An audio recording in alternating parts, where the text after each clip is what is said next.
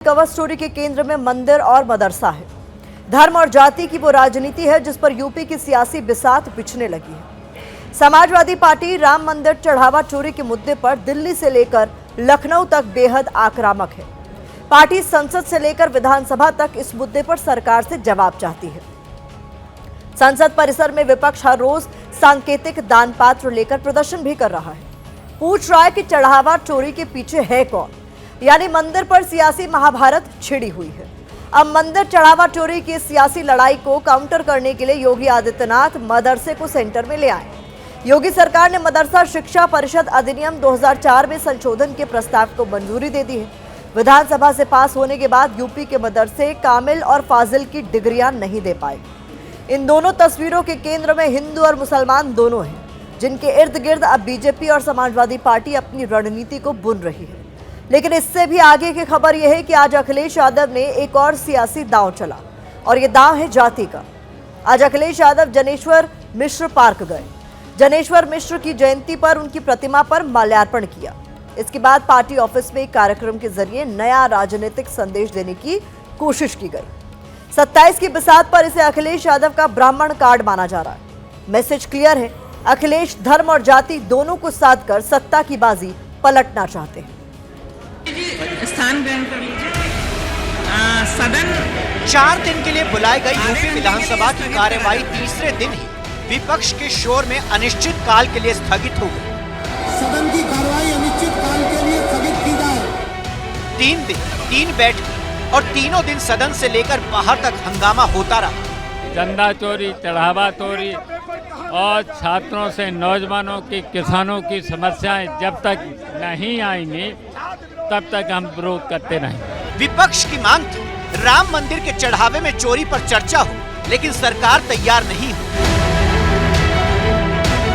इनका ये आचरण असंवैधानिक भी है, युवा विरोधी है, किसान विरोधी है, महिला विरोधी है और गरीब विरोधी भी है। ये सरकार की बड़ी हार है जो सरकार स्वीकार नहीं कर पा रही है, इसलिए सदन नहीं चला रही। मदरसों पर डिप्टी सीएम केशव प्रसाद मौर्य के बयान को लेकर विवाद अभी थमा भी नहीं था कि हंगामे के बीच सरकार ने मदरसा शिक्षकों के वेतन भुगतान विधेयक 2016 को वापस लेकर बड़ा दांव खेला। मदरसी शिक्षा निश्चित तौर से जो भी प्राप्त करता है वो भारत माता की जय नहीं बोलता, वो वंदे मातरम गान नहीं करता, और उसकी मानसिकता जैसे किसी आतंकवादी की होती है उस प्रकार की बन जाती है। हंगामे के बीच सरकार ने मदरसा विधेयक वापस लेने का फैसला भी आगे बढ़ाया। सरकार अपने एजेंडे पर आगे बढ़ने की कोशिश कर रही है, लेकिन सदन के बाहर अखिलेश यादव ने सियासी लड़ाई को नया मोड़ दे दिया। लखनऊ से लेकर दिल्ली तक समाजवादी पार्टी ने ऐसा चक्रव्यूह रचा है कि चढ़ावा चोरी का मुद्दा थमता नहीं दिख रहा है।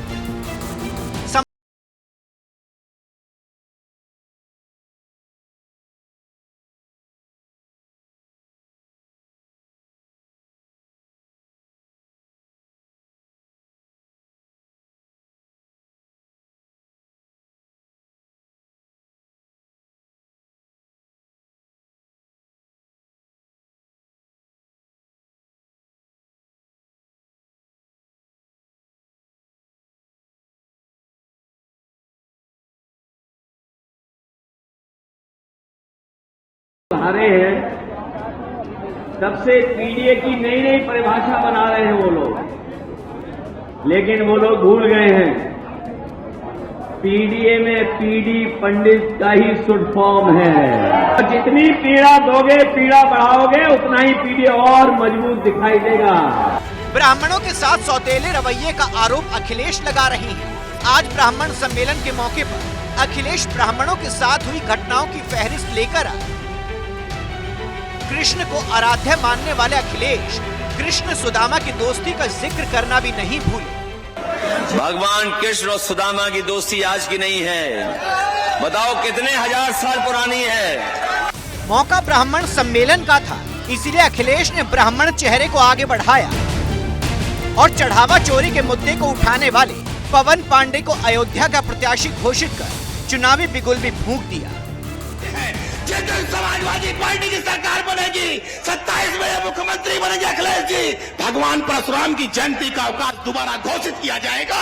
ये हम आज सारे लोगों को विश्वास दिलाना चाहते हैं। वहीं सीएम योगी के साथ डिप्टी सीएम ब्रजेश पाठक त्रिपुंड लगाकर खड़े दिखे। ये समाजवादी पार्टी का ब्राह्मण सम्मेलन से कोई लेना देना नहीं। कभी पीडीए की बात करते हैं, कभी अगड़े को अगड़ा बताते हैं, कभी अगड़े को अल्पसंख्यक बताते हैं। अखिलेश के ब्राह्मण कार्ड से राज्य की राजनीति में भी हलचल तेज हो गई। अब नाराजगी समय की होती है, उसके बाद उसका हल भी वही होता है। घर के अपने लोग अपनों से ही नाराज भी होते हैं और अपनों के लिए काम भी करते हैं। साफ है उत्तर प्रदेश की सियासत अब नए मोड़ पर है। एक तरफ बीजेपी हिंदुत्व के अपने मजबूत किले पर भरोसा जता रही है, तो दूसरी तरफ समाजवादी पार्टी उसी किले के भीतर नए सवाल खड़े करने की कोशिश में है।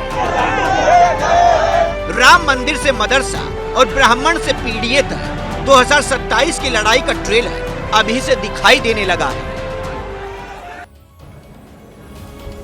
गौर करने वाली बात यह है कि पीडीए की अलग अलग फुल फॉर्म बताकर अखिलेश यादव बीजेपी के साथ एक तरह का माइंड गेम खेल रहे हैं। इसके पीछे समाजवादी पार्टी की एक अलग रणनीति भी नजर आ रही है।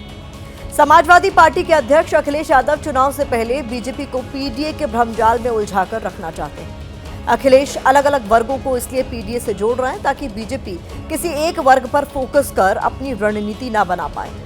अखिलेश के पुराने पीडीए यानी पिछड़ा, दलित और अल्पसंख्यक को बीजेपी समझ चुकी है, इसलिए पीडीए की अलग अलग फुल फॉर्म बताकर समाजवादी पार्टी बीजेपी को कंफ्यूज करने की पॉलिटिक्स भी कर रही है। समाजवादी पार्टी की इस रणनीति ने चुनाव से पहले बीजेपी की टेंशन जरूर बढ़ाई है और इसकी एक वजह है अखिलेश के पीडीए परिवार का लगातार बड़ा होना। दरअसल शुरुआत में पीडीए के पी से मतलब पिछड़ा था, अब पी से पीड़ित और पंडित भी हो चुका है। पीडीए के डी का विस्तार दलित से होते हुए दरिद्र और दुखी तक हो चुका है। पीडीए में ए से पहले अल्पसंख्यक था, अब अनुसूचित, अच्छे अगड़े, आधी आबादी तक इसके दायरे में आ चुके हैं। मामला चूंकि सत्ता की लड़ाई का है, इसलिए आज योगी आदित्यनाथ और अखिलेश यादव ने एक दूसरे को जमकर घेरा। ये लोग जो चर्चा कर रहे हैं कि अब विपक्षी लोग ईवीएम की बात नहीं करेंगे, ये जनता को धोखा देने के लिए उपचुनाव इन्होंने हारने का काम किया है। और अगर ये कुंदरकी की तरह चुनाव लड़े होते तो बताओ चुनाव का परिणाम क्या होता। ये जो उत्तर प्रदेश में बाई इलेक्शन हुआ, अगर वैसे ही ये बीजेपी के लड़े होते तो चुनाव कैसा होता। और अगर इन्होंने कुछ सेटिंग कर ली होती तो बताओ चुनाव का परिणाम क्या होता।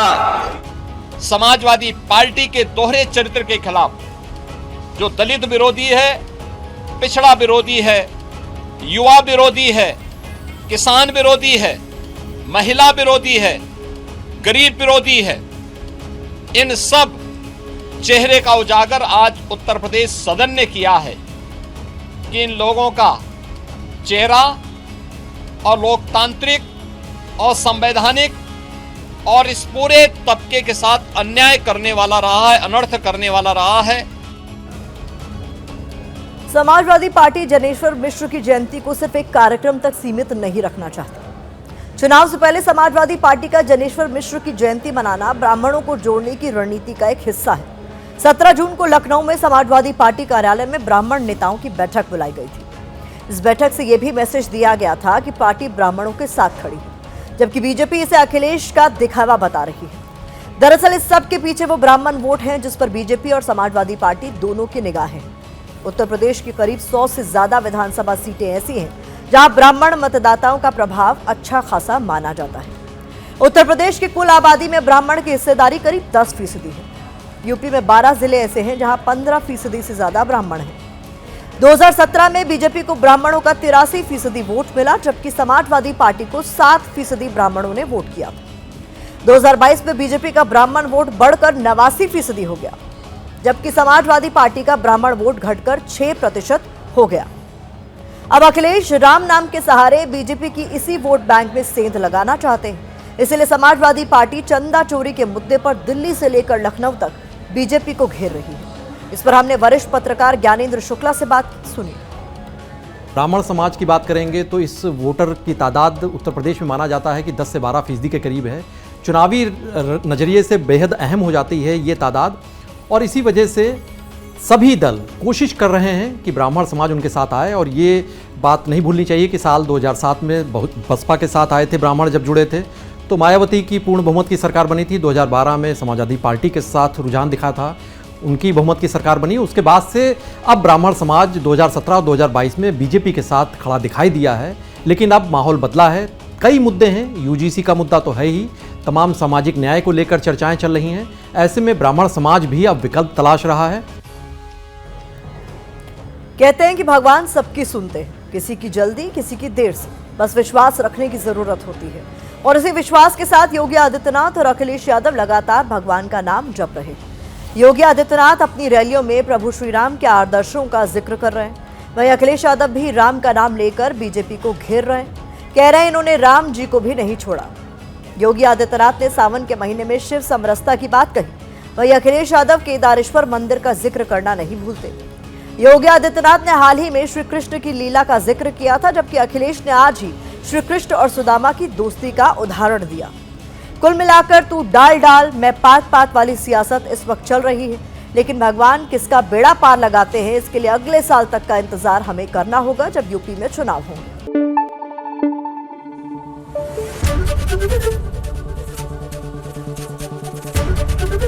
एबीपी न्यूज आपको रखे आगे।